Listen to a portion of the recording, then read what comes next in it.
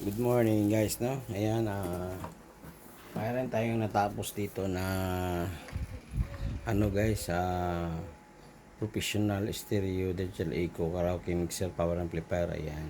Yung problema nito guys, hindi ko nakuna ng video kasi lubat yung lubat yung cellphone. Kaya ngayon, ano ko na lang para sa mga beginners diyan. Ayan. Itong problema ito guys,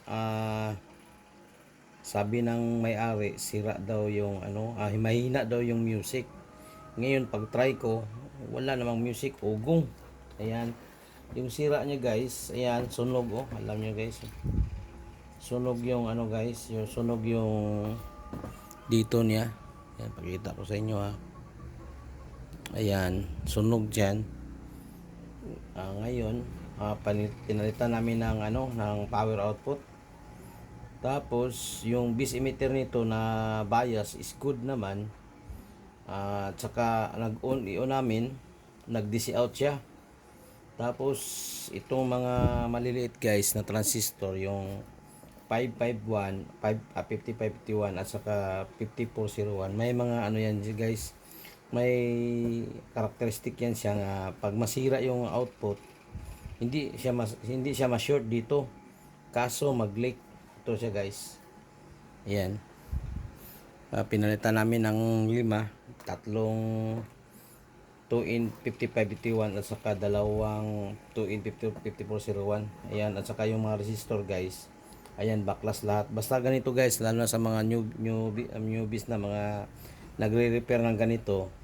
Pag masiraan ka ng power, yung mga transistor dyan na maliliit, mas maganda yan para hindi kayo malito. Kasi dito guys, pag kasi yung may-ari ito guys is technician din. Ayan, shout out sa ating sa ating friend na si Chris, at saka yung may-ari nito na si Arnel Manggubat from Malungon, Municipal of Malungon. Ayan, Barangay Lower Mainit. Ayan, ito po yung problema niya guys, kasi pinalitan daw niya ng power. Ngayon nag-DC out.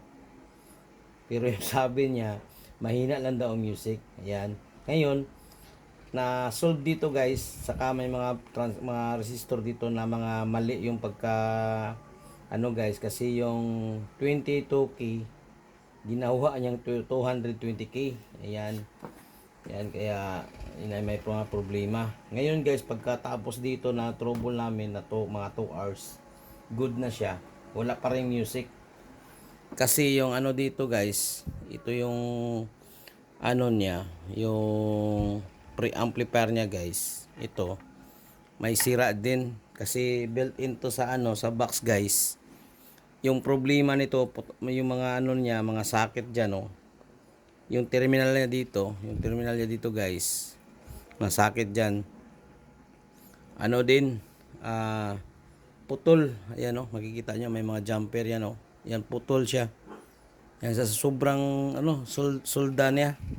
Pagsusolda ng board, kaya ingat tayo sa mga lalo na sa mga newbies diyan. Ayan, ingat tayo sa mga repair guys no, kasi yung nito guys, yung board sobrang nipis, yung copper na nilagay sa board, kaya pag mainitan siya, maputol agad.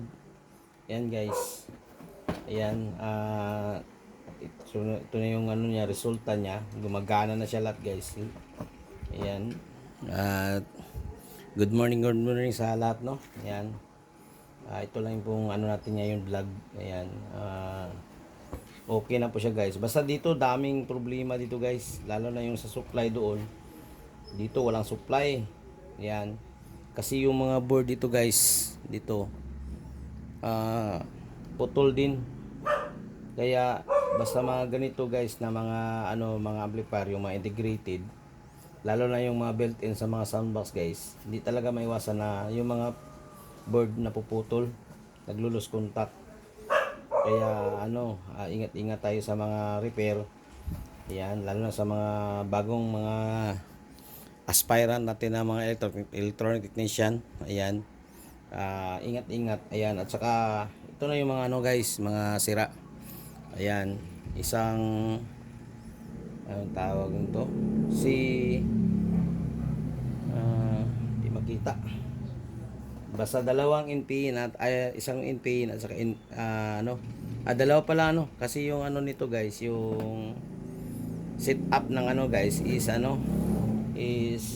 yung power niya is in-pin tanan, lahat tanan na naman is in-pin, so C yan yung niya C yan. At saka good morning, ayan, God bless us all and Happy New Year.